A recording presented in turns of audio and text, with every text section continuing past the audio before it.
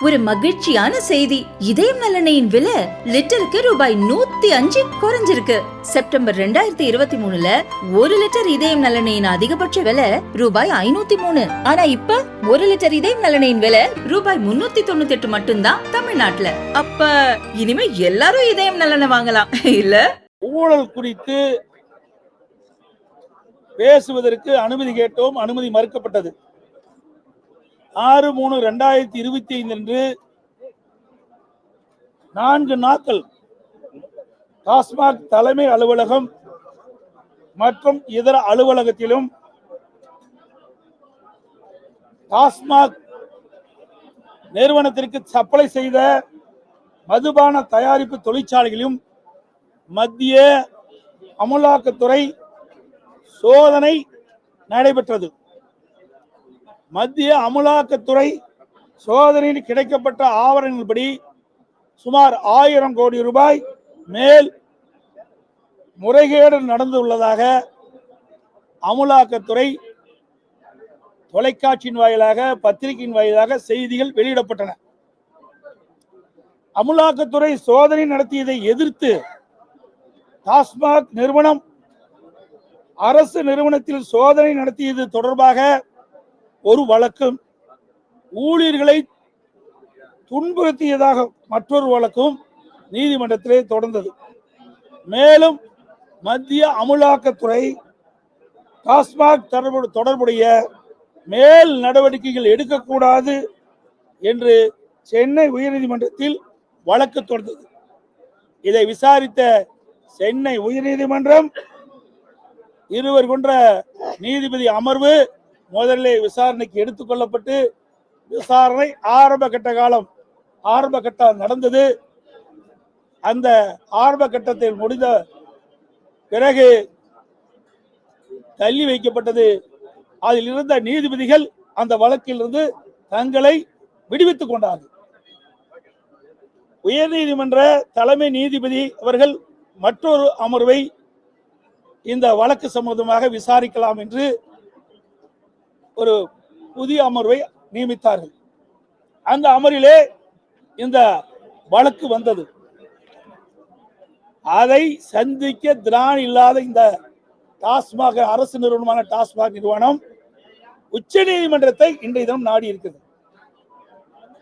இந்த அமலாக்கத்துறை தொடர்புடைய வழக்குகள் எல்லாம் வேறொரு மாநிலத்தில் உள்ள உயர்நீதிமன்றம் விசாரிக்க வேண்டும் என்று இன்றைய தினம் உச்ச நீதிமன்றத்திலே மென்ஷன் செய்திருக்கின்றது. அதை குறித்து தான் நான் இந்த அரசுடைய கவனத்துக்கு கொண்டு வந்தேன். அதை இந்த அரசு அனுமதிக்கல. ஒரு அரசாங்கமே, அரசாங்கத்தை சார்ந்த நிறுவனம் டாஸ்மாக் நிறுவனம், ஏன் தமிழ்நாட்டில் இருக்கின்ற உயர்நீதிமன்றம் அந்த வழக்கு விசாரணையை எடுத்துக்கொள்ளக்கூடாது, வேறொரு மாநிலத்துக்கு ஏன் மாற்ற வேண்டும் என்றுதான் நாங்கள் கேள்வி எழுப்பினோம். இந்த மக்களுடைய கேள்வியும் இதை பேசுவதற்கு அனுமதி கொடுக்கவில்லை. இன்றைக்கு சட்டப்பேரவைத் தலைவர்களும் அவை முன்னவர்களும் அவையிலே பேசுகின்ற பொழுது நீதிமன்றத்தில் வழக்கு நடைபெற்றுக் கொண்டிருக்கின்ற போது அது பொருள் குறித்து பேச வேண்டாம்னு சொல்றாரு. அது நாங்கள் ஏத்துக்கிட்டோம், அதுக்குள்ளேயே நாங்க போகல. ஆனால் இன்றைய தினம் இன்னைக்கு டாஸ்மாக் நிறுவனம் என்பது அரசு சார்ந்த நிறுவனம். அந்த நிறுவனமே அரசின் சார்பாக உச்ச நீதிமன்றத்திலே இந்த அமலாக்கத்துறை சம்பந்தமான வழக்கை தமிழ்நாட்டில் இருக்கின்ற உயர்நீதிமன்றம் நடத்தக்கூடாது, அதற்கு பதிலாக வேறு மாநிலத்துக்கு உயர்நீதிமன்றம் நடத்த வேண்டும் என்று இன்னைக்கு மென்ஷன் செய்திருக்கு. அதைத்தான் நாங்கள் கேட்கின்றோம். அப்படின்னா அந்த அரசாங்கம் தவறு செய்கின்றது நிரூபணமாக இருக்குது. ஏன்னா எதுக்கு வேறு மாநிலத்தில் சுட்டி காட்டுறாங்க? எல்லா பகுதியிலுமே நீதிமன்றம் தானே. இந்தியாவுக்குள் இருக்கின்ற பல மாநிலத்திலும் உயர்நீதிமன்றம் இருக்குது.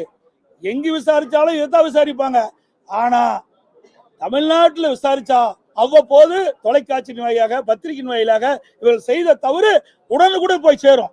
அதை மறைப்பதற்கு தான் இந்த அரசாங்கம் இப்படி தில்லுமுள்ளு வேலையை செய்திருப்பதாக நான் கருதுகிறோம்.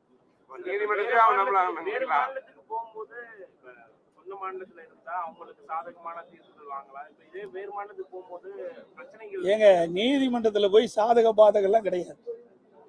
எப்படி சாதக பாதகம் நீதிமன்றத்தில் சொல்ல முடியும்? நீதிமன்றம் ஒரு பொதுவானது. அதில் இருக்கிற வாதங்களின் அடிப்படையில் தான் தீர்ப்பு கொடுப்பாங்க. அதில் இருக்கிற என்னென்ன ஆதாரங்கள் இருக்கின்றது, அந்த ஆதாரங்களின் அடிப்படையில் தான் தீர்ப்பு கொடுக்கப்படும். அப்படி இருக்கின்ற பொழுது இந்த அரசு சார்ந்த இந்த நிறுவனம் ஏன் பயந்து போய் நம்முடைய மாநிலம் இருக்கின்ற உயர்நீதிமன்றத்தை நம்பாமல் வேறொரு மாநிலத்தில் இருக்கிற உயர்நீதிமன்றத்துக்கு மாற்ற வேண்டும் என்று உச்ச நீதிமன்றத்தில் ஏன் முறையிடுது? அதான் என்னுடைய கேள்வி. ஆமா, அதுதான் முக்கியம். ஏன்னா இவருடைய தவற சுட்டி காட்ட மாட்டீங்க, பத்திரிகையில வெளியே வராது. ஏன்னா வேறொரு மாநிலம் இருக்கும்போது அந்த மாநிலத்துக்கு சம்பந்தப்பட்ட பிரச்சனை தான் முன்னெடுப்பாங்க. அதுக்கு தான் இந்த ஒரு நாடகத்தை இந்த அரசு எடுத்து வருவதுதான் நாங்கள் நினைக்கிறோம். அதனாலதான் இதை சுட்டி காட்டுறோம். நம்முடைய தமிழ்நாட்டில் இருக்கின்ற உயர்நீதிமன்றம் நல்ல தீர்ப்பு கொடுக்கலையா? என் மீது வழக்கு போட்டாங்களே, நான் முதலமைச்சராக இருந்தேன்ல, நெடுஞ்சாலைத்துறையில் எடப்பாடி பழனிசாமி அவர்கள் அதில் தவறு செய்வதாக நீங்க உயர்நீதிமன்றத்தை நாடுனீங்கள, உச்ச நீதிமன்றத்தை நாடுனீங்கள, அப்பெல்லாம் நாங்கள் கோரிக்கை வைக்கலையே. தமிழ்நாட்டில் இருக்கின்ற உயர்நீதிமன்றம் ஒரு நேர்மையான உயர்நீதிமன்றம் என்பது அனைவருக்குமே தெரியும். இது எல்லாமே வாதத்தின் அடிப்படையில் ஆதாரத்தின் அடிப்படையில் தீர்ப்பு கொடுப்பாங்க. அப்படி இருந்து நாங்க சந்திச்சோம்ல, எங்க அமைச்சர் மீது எல்லாம் வழக்கு போட்டீங்கல்ல, அப்ப நாங்க ஏதாவது வெளி மாநிலத்தில் விசாரிக்கணும் நாங்க ஏதாவது கேட்டோமா? இல்ல, இவர்கள் ஆட்சி செய்யறாங்க.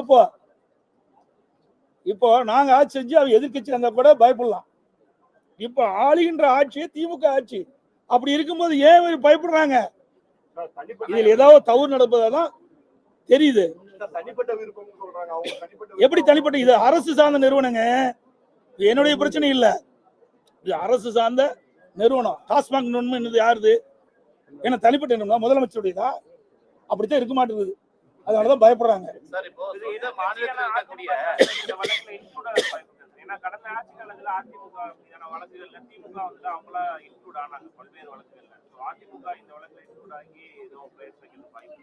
அதாவது இந்த வழக்கு எப்படி போய்கொண்டு என்பதை நாங்கள் பார்த்து கொண்டிருக்கிறோம்.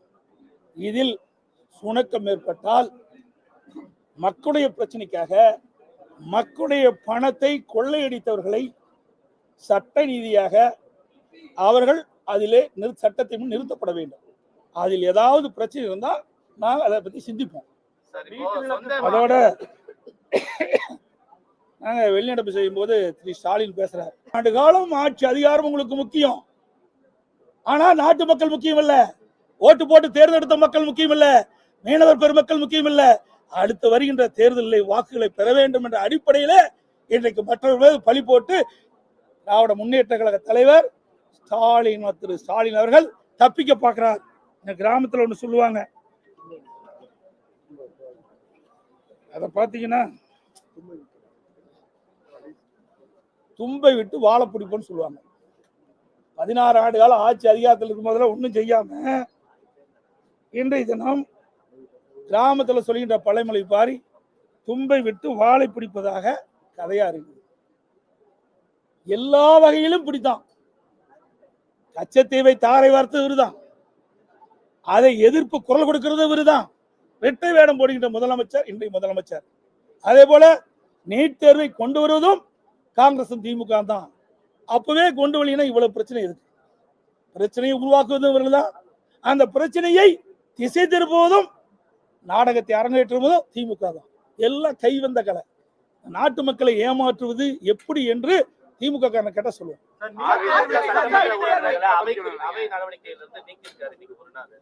அவரு நீக்கிட்டோம், அவரு நீக்கிறத பத்தியே கவலை இல்லை. மக்களை பற்றி தான் எங்களுக்கு சிந்தனை. மக்களுடைய பிரச்சனையை முறையாக அரசுடைய கவனத்துக்கு கொண்டு வரும், அதை தீர்க்கப்பட வேண்டும் என்பதற்கு தான் மக்கள் எங்களை தேர்ந்தெடுத்திருக்கிறாங்க. அதை நோக்கித்தான் நாங்கள் சென்று கொண்டு இருக்கின்றோம். இவர்களை போல ஆட்சி அதிகாரம் எங்களுக்கு நாங்கள் நினைக்கவில்லை. எங்களுக்கு எது சரின்னு படுதோ அதை நாங்கள் செய்வோம். இவர்களை போல தட்டி கழிக்க மாட்டோம்.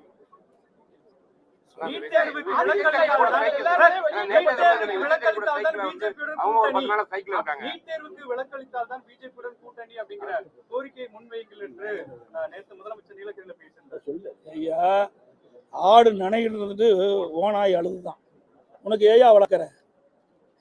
நீட்டு யார கொண்டாந்தது? முதல்ல அதை பாரு. சும்மா பொய்ய பேசிட்டு கூட எப்ப பார்த்தாலும் பொய்.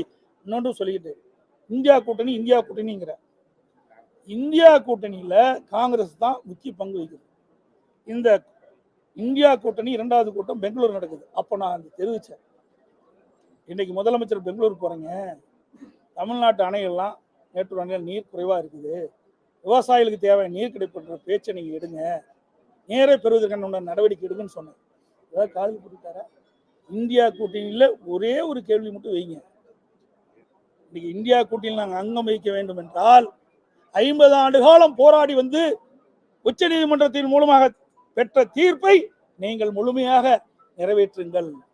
அதோடு உச்ச நீதிமன்ற தீர்ப்பின்படி காவிரி நதியின் குறுக்கே தடுக்கவோ தேக்கவோ நீரை திருப்பி அனுப்பவோ முடியாது என்று சொல்லியிருக்குது.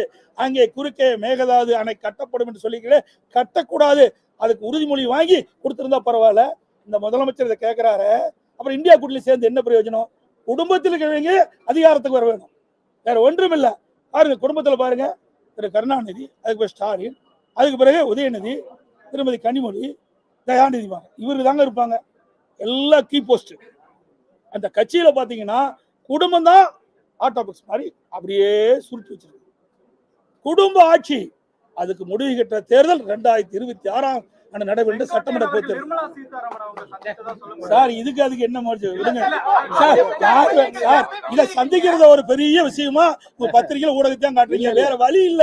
இது ஏதாவது பேசி அதிமுகவை எப்பொழுது பார்த்தாலும் குறை சொல்லுகின்ற போக்கை விட்டுவிட்டு இப்படிப்பட்ட ஆக்கப்பூர்வமான மக்களுக்கு ஆக்கப்பூர்வமான நன்மை கிடைக்கின்ற பிரச்சனை நான் சொல்றோம். அது போல நாட்டு மக்கள் எடுத்து சொல்லுங்க.